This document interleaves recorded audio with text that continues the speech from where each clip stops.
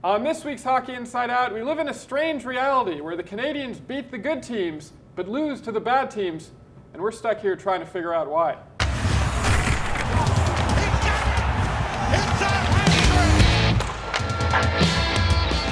Welcome to this week's Hockey Inside Out. My name is Adam Susser, and this week's show is brought to you by Madison's New York Grill and Bar in downtown Montreal on Drummond Street. That's the one across the street from the Bell Center, your home away from home for Habs road games. Okay, this week's show, we have Julian McKenzie from CTV Montreal and Habs Eyes on the Prize, Jess Rusnak from CBC Daybreak, and comedian Joey Elias. The Montreal Canadiens play has been as confusing as an alligator crossing a busy street in Montreal in the middle of December. You see it out there happening, can't really understand what's going on. So I'll ask the panel, they're smart, maybe they could explain this to me. Why do the Canadiens seem to play better against the best teams in the NHL but have a very hard time beating the teams that are bad?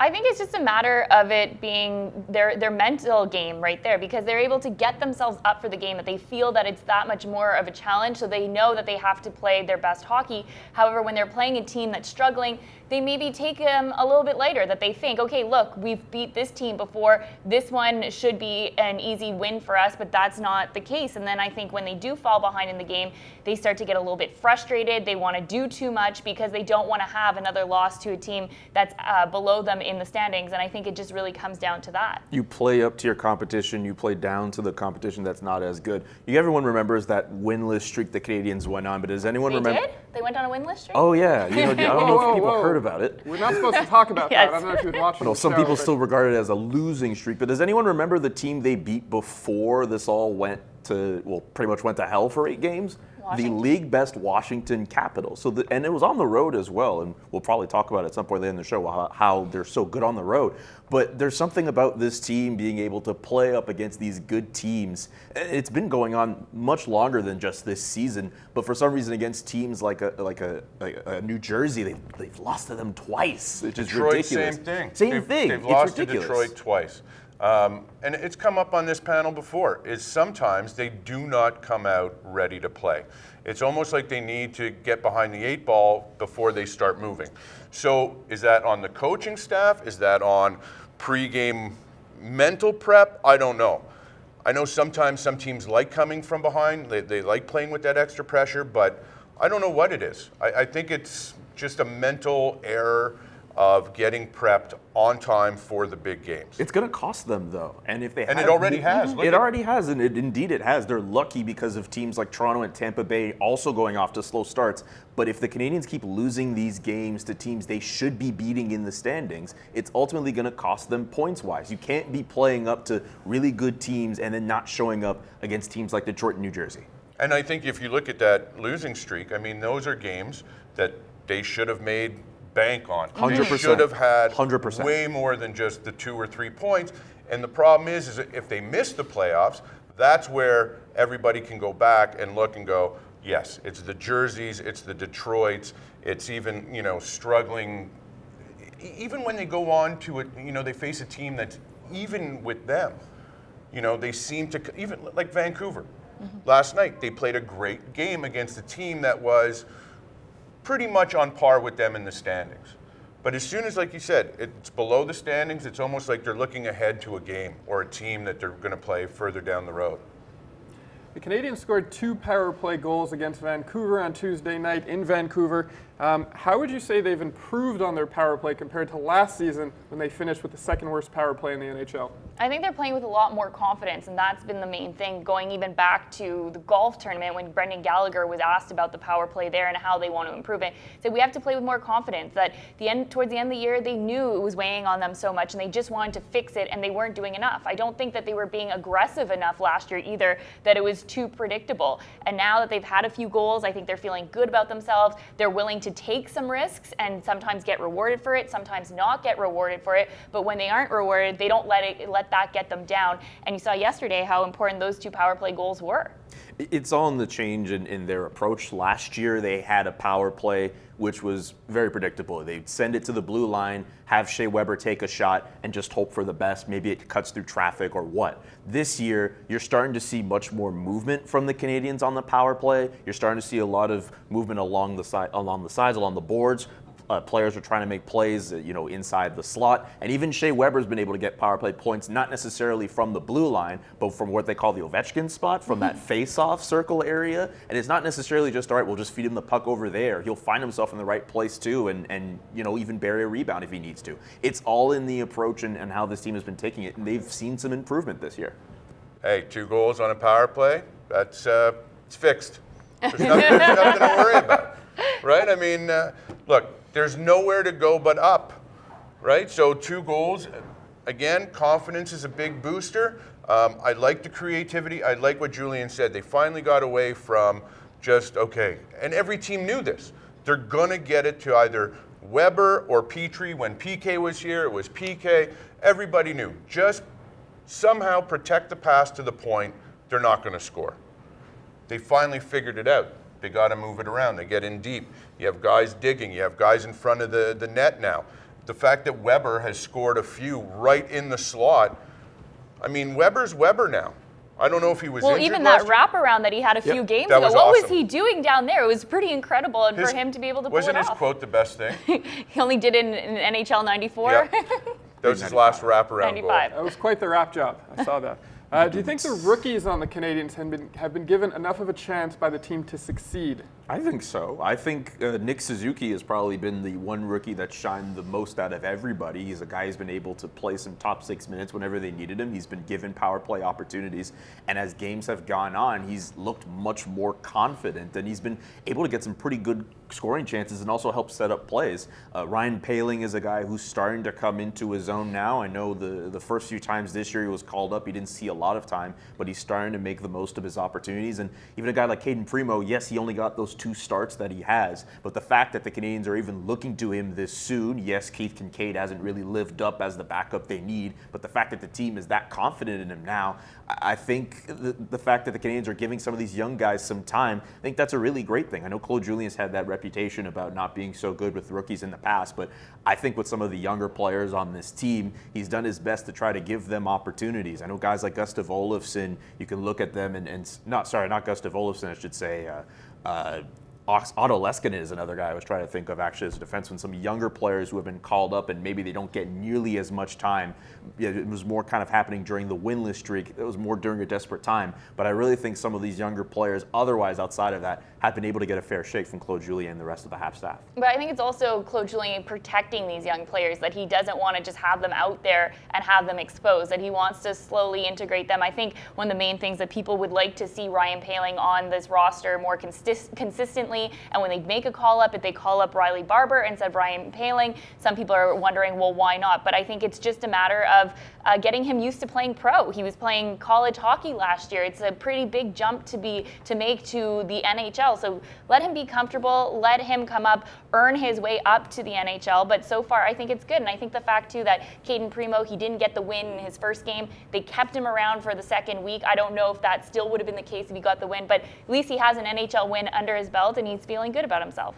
Historically, the Montreal Canadiens have never been kind to rookies. Yeah, Guillaume Latendresse. Well, they've always been very slow in bringing up rookies unless, it was a Guy Lafleur in the 70s or something like that.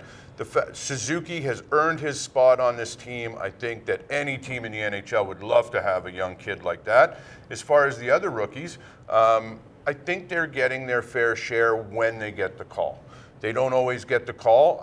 Ryan Poehling, I don't know. Maybe he just hasn't lived up to the expectations that were put on him. Again, high expectations for a young kid. I think Primo is going to be, with this team a lot longer than some people have anticipated. I like that. I like the fact that they're going to give. I hope he stays the rest of the season with the big team, because I think learning from Carey Price, learning from Stefan Waite, being in the dressing room with these pros, he's going to gain so much knowledge. And then when he comes to training camp next year, that'll be a fun little battle for backup. We didn't even talk about Cale Fleury, who has been inserted into this lineup, and I can't think of too many moments where he's looked bad in the lineup, and that's another guy who I think has gotten more confident as the season has gone on, and he's tried to make smart plays as he can, and he's used his physical presence as well to pretty much keep him in the lineup. I think that's another guy we need to talk about. Well, it'll be interesting to see how Caulfield and Romanov factor into the team's plans next year to see if they can just start off and stay? We're really going to start with that now. Wow. We'll see. The first half of the show has been brought to you by Madison's New York Grill and Bar in downtown Montreal. On Drummond Street, they do holiday parties and corporate events. Max Domi hasn't scored a goal since November 23rd, not that anyone's counting the days. He only has 6 goals so far this season. What do you think the team can do to get him back on track? Well, I think it's good that Max Domi, even though he's not scoring goals, he's helping other people score goals. If you saw the game against Vancouver, he had 2 assists from that game. I think it's just last year he got really hot and had a career year, and it's difficult to follow it up. I don't necessarily think he's being a liability for this team. Eventually the goals will start to come, but he is helping this team contribute by setting other players up. Nick Cousins gave him a lot of credit for his goal, and Cousins felt that tying goal in the game against Vancouver was what sort of helped them switch the momentum of the game and eventually get the win. So I'm not too concerned with Max Domi. I would be more concerned if he wasn't able to pick up some points along the way. It's just a matter of keeping things simple. I think that's what made him so successful in that Vancouver game, not making an extra pass when you don't necessarily need to, not being selfish. I think the fact that he was able to just, make that pass to Cousins, great play on his part. He realized the play that he needed to make. It's just recognizing situations where he can just make the easy play and good results will come from that. And more of that for Max Domi will eventually lead to goals as well later in the season. I think being on the road helps. Look, first game away, he's got 2 points. And the reason being is I think the pressure's off. We're guilty of it because we've talked about Max, and his lack of production this year numerous times on this panel. Whether we want to believe it or not, players read the paper, they listen to the radio, they watch television, they hear the negativity, and it's got to weigh on them. I know people are like, well, they're pros, they got to, just swipe it off. They read, and it weighs on them. So the fact that Max Domi is now on the road, he's not listening to local radio and all these armchair quarterbacks, take the piss out of him. I think he looked relaxed last night, and I think if he has a successful road trip, the team will have a successful road trip, and he's going to come back, and those goals are going to go up. You think they watch this show? I know that a certain owner does. Ooh, Sorry. Okay. All right. Hey guys. I wore my nice sweater today. What has impressed you most about Nick Suzuki so far this season?